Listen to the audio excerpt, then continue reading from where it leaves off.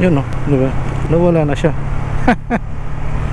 So, ayan po, nakita nyo naman na wala na siyang alog at okay na siya. So, hindi katulad nung video ko na ito, yan, na kunting bitaw ko lang is umaalog na, kung napansin nyo. Yan, di ba? Hello, what's up mga kasolo? Magandang araw po sa inyong lahat. For today's video mga kasolo is papalit tayo ng bull race ng ating yan si CB. Papalit tayo ng ganyang bull race kasi nga matagtag tapos hindi na siya balance. So sana ngayon ito ang sira kasi nakapagpalit na tayo ng bearing sa gulong sa harap. Gagamitin natin bull race bearing kay GPC. So sana okay ito. Yung pa-comment naman po yung mga nakasubok na nito kung okay ba. So try natin gamitin ito. Pang pang makikita nyo XRM. Sabi nila match daw dito to sa CB150R. So yan, babaklasin na natin yan. So let's go.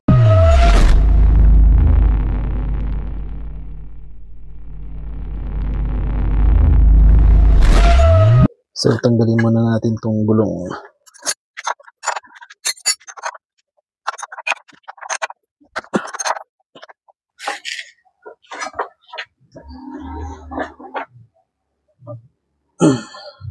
At syempre, isusunod natin yung tindor.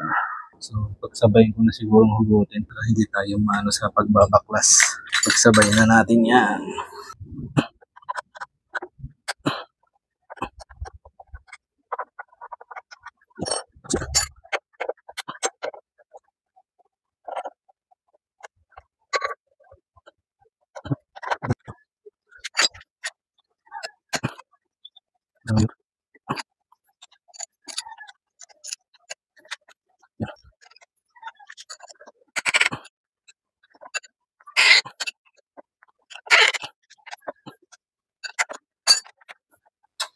Yung luwagan mo lang yan. Tapos, ito naman, para mahugot na natin. 12.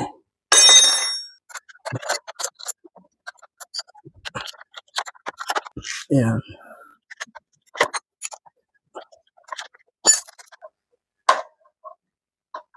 Yan, so, tingin ko pwede na natin hugutin. Yun. At next, ang headlight. Kasi kailangan natin hugutin ito. Matrabaho nga lang ito. Nabaklas na natin siya, pero hindi pa lahat. Ito kadami ang babaklasin mo pag nagpalit ka ng bull race. Yan, so papalitan na natin kasi anong oras na. So, ayan siya. Wala ng kagrasa-grasa. So, papalitan na natin yan. Tanggalin na natin yan. Yan.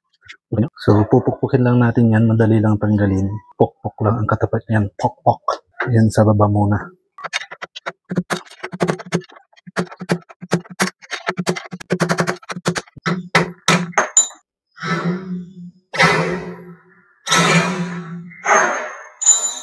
Yung tumalsik na.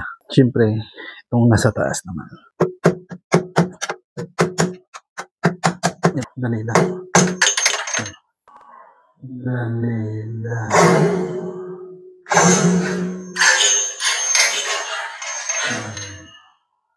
Yung ibang bull race, mahirap siyang tanggalin. So, ito, madali lang siya. So, ayan na yung natanggal natin. Ito lang yung mahirap tanggalin dito. Ito, nasa loob. Diyan lang tayo mahihirapan. Mahirap to kasi kailangan natin pukpukin palabas hanggang dito. So, diskarte na lang. Yan. So, tingnan natin kung magkasing sukat niya itong dito.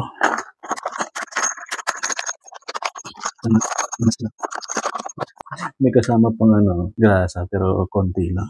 So, kung titignan mo, parehas lang sila dito. Dito siya nagkakaiba. Itong mas makapal, yun yung ipapalit natin dito. Yan. Diba? Mas makapal siya. Ito naman yung sa taas. Yan. Baba, taas. Sa baba, sa taas. So, tanggalin na natin to. So, pukpuk time na naman to. Pukpuk time. So, ayan siya. Dahan-dahan lang.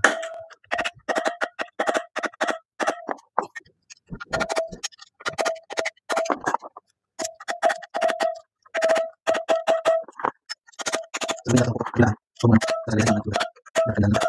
Kailangan natin. Kailangan natin.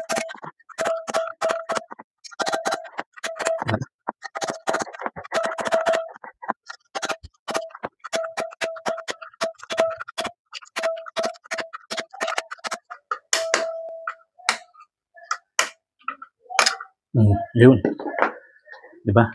Tanggal na. Ganun lang. Tsaga lang. Di ba?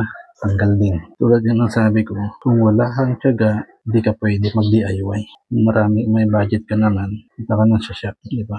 Pero kung gusto mong matuto, mag-DIY ka. So, pwede na natin ilagay yan. So, ito yung mas makapal sa baba. So, ito yon. Bigyan natin na pampadulas. Yan. So, pasok mo na yan. Tapos, syempre, pupukpukin ulit natin gamit ito, yung tinanggal natin para siya ang magtutulak. Ito yung gagamitin natin pang tulak. Okay. Yun.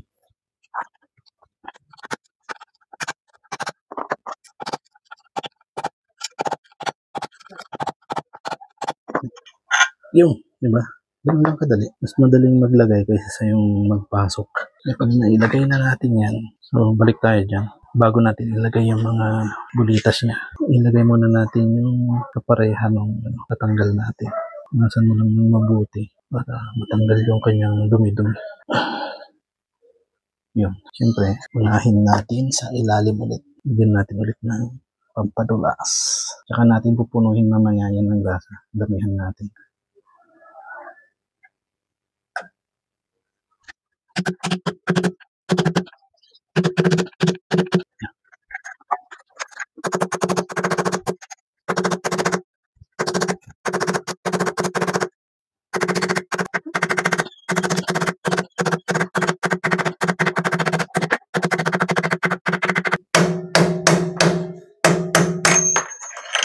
Diba?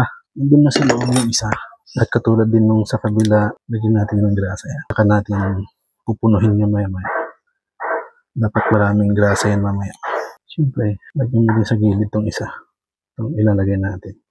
At huwag mong kakalimutan. Ganyan siya. Baka magkabaliktad. Sayang. At gagamitin din natin itong tinanggal natin yan kanina para lang makasigurado na hindi siya ma-damage. Yan.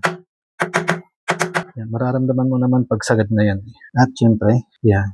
Ganyan yan. Damihan natin ng grasa.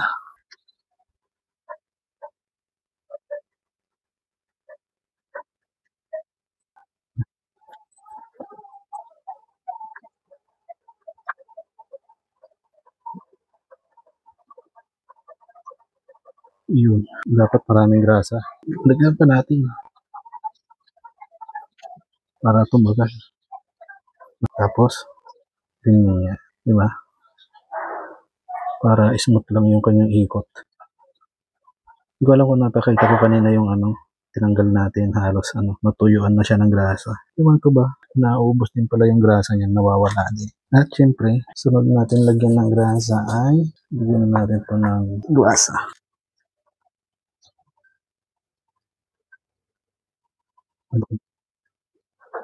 Ganyan yan. Buti na ako sa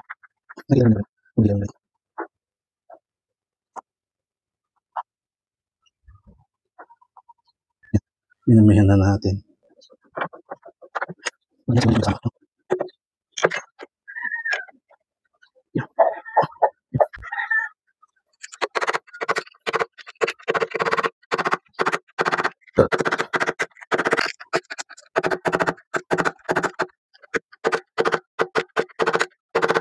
Yan. Pwede na siguro yan. Siyempre, ilagay na natin to. So, lagay ko na to at mamaya natin hihigpitan yan. Lagay muna natin yung headset niya. So, ganun lang kadali. Dahil na ipakita ko kung paano magpalit. Kasi pag naisalpak mo na yung mga bearing niya, balik mo na yung mga binaklas mo. So, yan. Marami-rami lang yan. So, kabit muna natin.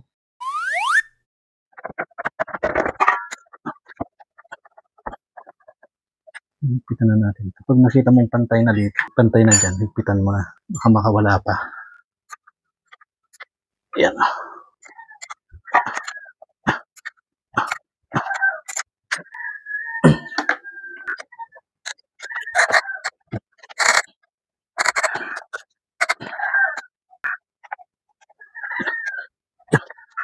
Ayan, pag nakikitan mo ulit dito, kailangan natin hikitan to.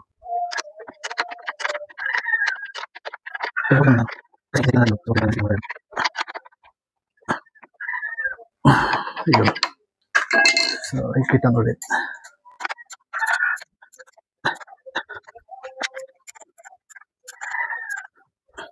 So, ayun.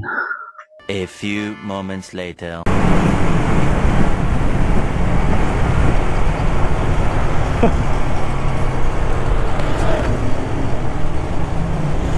Di ba nawala?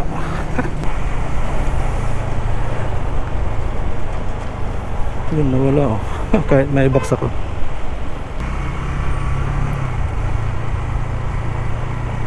Yun oh. Diba? Nawala na siya.